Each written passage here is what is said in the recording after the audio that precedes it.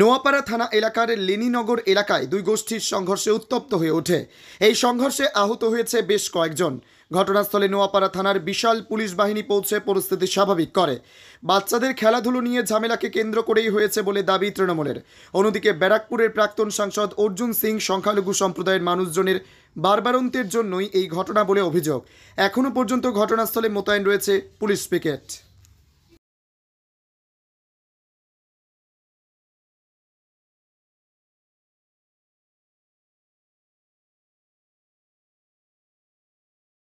আরুলিয়া লেনিনগর এলাকায় দুই পক্ষের সংঘর্ষ হয়েছে।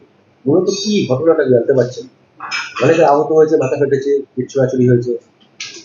দেখুন, সিপিএম জামানায় উদ্বাস্তুদের জন্য একটা জায়গা দিয়েছিল সরকার। সেই জায়গা নাম দিয়েছিল সিপিএম লেনিনগর। ম্যাক্সিমাম ওখানে মার্ক্সবাদী কমিউনিস্ট পার্টির মাইন্ডেড লোক ছিল।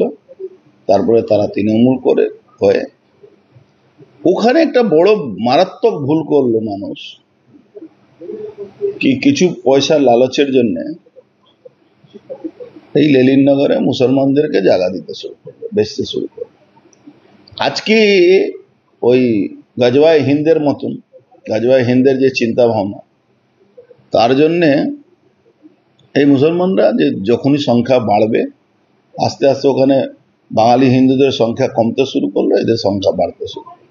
ওখানে একটা মাঠ আছে, খুব ভালো খেলাধুলা হয়, মায়েরা দিদিরা ওখানে বসে বিকালবেলা যায়। এরা যথারীতি ওখানে গিয়ে উত্তক্ত করে তাদেরকে। তখন পাড়া লোকেরা বিরোধিতা করেছে।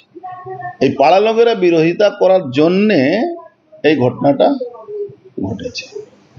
এবার যেই পাড়া লোকেরা বিরোধিতা করেছে, তখন এরা তো এখন এদের তো এখন বলার নেই। মহেশতলা কালকে একজন ভদ্রমহিলার বক্তব্য আমি শুনছিলাম, বলছিলেন কি আমরা তো বুঝতেই পারছি না কি আমরা কি দোষ করেছি, কেন আমাদেরকে মারবে, কেন আমাদের মন্দির ভাঙবে, কেন আমাদের মন্দির উপরে হামলা করবে, আর তাও পুলিশ তামাশা দেবে। সেম জিনিস ওখানে হয়েছে। মাঠে আপনারা জানেন, একটু মাঠ থাকলে যেখানে বাঙালি পরিবেশ থাকে, বাঙালি হিন্দুরা থাকে, সেখানে ওখানে খেলাধুলা হয়। সেই একটা ভালো মাঠ আছে, আমি আপনাকে বলছি খুব ভালো মাঠ আছে। ওই মাঠটা যারা দেখাশোনা করে, ভালো করেও দেখাশোনা, আজকে সেখানে গিয়ে উত্তক্ত করতো, মহিলাদের, মেয়েদের, ছেলেদের খেলতে দিত না, মারধর করতো। কালকে এটা নিয়ে বচসা হয়েছে। তারপরে যথারীতি আপনি ভিডিওতে দেখেছেন, আমি নিজেই পোস্ট করেছি, কীভাবে খিস্তি খামারি মারছে, ভাঙচুর করছে। অ্যাকচুয়ালি পশ্চিমবাংলা বাঙালি হিন্দুরা দিশাহারা হয়ে গেছে। তারা এখন বুঝতেই পারছে না কি আমরা কি ভুল করেছি এই সরকারকে রেখে। আজকে সেই জায়গা পৌঁছে গেছে। তৃণমূলের তরফ থেকে দাবি করা হচ্ছে যে ওখানে সব হিন্দুরা এক হও, হিন্দুরা এক হও বলে স্লোগান উঠেছে। তৃণমূলই তো হিন্দুদেরকে শেষ করে দিয়েছে। এবার তো কাউন্সিলর চেয়ারম্যান কেলানি খেয়েছে। এখন আর কি বলবেন, তৃণমূলের শাসনেরই তো এইসব বাড়বাড়ান্তি হয়েছে। টুপি পরলে 7 খুন মাপ। কালকে তো মার খেয়েছে হিন্দু, আর পুলিশ গিয়ে হিন্দুদেরকে মেরেছে।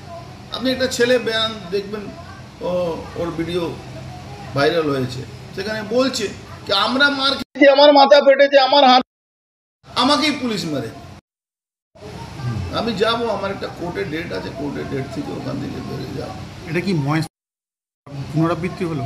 মহেশতলা ঘটনা তো পুনরাবৃত্তি কেন, মহেশতলার মতন রোজই ঘটনা ঘটবে। এখন যা মমতা ব্যানার্জি এই জিহাদিদেরকে যেভাবে তোল্লা দিচ্ছেন, ভোট ব্যাংকে যেভাবে তোল্লা দিচ্ছে, ও রোজই এরকম ঘটনা। কালকের ঘটনাটায় আমি ভাবলাম, যখন খবর পেলাম লেনিনগরে যে এরকম একটা ঝামেলা হচ্ছে, তখন আমি ভাবলাম যে ক্রিকেট খেলা নিয়ে বাচ্চাদের ঝামেলা হয়েছিল, সেই ঝামেলাটাকে পুনরাবৃত্তি হচ্ছে কিনা।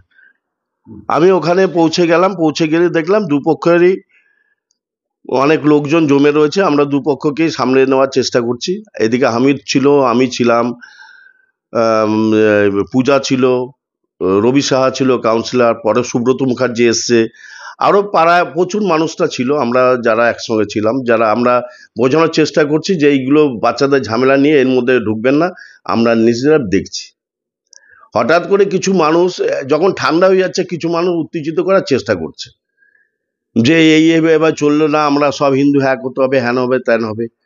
আমরা তখন বলার চেষ্টা করলাম, একটা পাড়ায় একটা ঝামেলা কেউ না কেমন ঝামেলা হতে পারে, সেই ঝামেলাটা দিয়ে রং চড়ানোর কোনো মানে হয় না। আমি তো বলি এলাকায়, আমি গাউলিয়া পৌরসভার চেয়ারম্যান হিসাবে আমি এটাই বলছি নাগরিককে যে আপনারা সতর্ক থাকুন। বিজেপির এটা একটা থিম, দুপক্ষেরই লোক ঢুকিয়ে নিয়ে একটা কেওয়াস করার সৃষ্টি করছে, একটা রাজনীতি ফয়দা তোলার একটা বিজেপি যে চেষ্টা করছে তাকে প্রতিহত করুন। আপনারা বিভিন্ন জায়গায় দেখেছেন যে যেভাবে বিজেপি উস্কে দিয়ে রাজনীতির রং লাগিয়ে একটা রাজ্য সরকারকে কালিমালিপ্ত করার চেষ্টা করছে সারা ভারতবর্ষের কাছে। সেই থেকে আপনারা সতর্ক থাকুন। ভারতবর্ষী যেভাবে করছে ওরা, গাউলিয়া মানুষ হিসেবে আপনারা সতর্ক থাকুন, আপনারা এর থেকে দূরে থাকুন। এবং আমরা দেখছি, প্রশাসন দেখছে, সব ঠিকঠাক হয়ে যাবে, কোনো ব্যাপার না, এখন সব পিসফুলি আছে।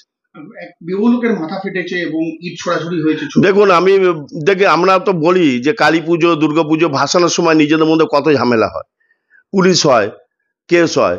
এই ব্যাপারেও তাই হয়েছে, নিজেরা বাচ্চাদের যে ঝামেলা হয়েছে, কেউ ইট পাটকেল ছড়েছে, তা আমরা প্রত্যেকে দাঁড়িয়ে আমরা সতর্ক করে দিয়েছি। পুলিশ প্রশাসনও কঠোরভাবে সতর্ক নিয়েছে। আমি দেখবেন নোয়াপাড়া পুলিশকে অসংখ্য ধন্যবাদ জানাবো, যেভাবে উনি সামনে দাঁড়িয়ে সব ব্যাপারটাকে দেখেছে। আমরাও দেখছি কিভাবে কি করা যায়। আর লেনিনগরের বুকে দুটো দোকান আছে, অনেক রাত পর্যন্ত খোলা থাকে, সেখানেই বহু মানুষ তখন আসে। আমরা চাইছি ওই দোকানগুলোকে নির্দিষ্ট সময় যাতে বন্ধ করে, তার জন্য ব্যবস্থা করছি। আমার মনে হয় না আর বড় কোনো কিছু ঝামেলা হবে, আমরা সব কিছু সামলে নিচ্ছি। আপনার নাম? আমি গাউলিয়া পৌরসভার চেয়ারম্যান রমেন দাস।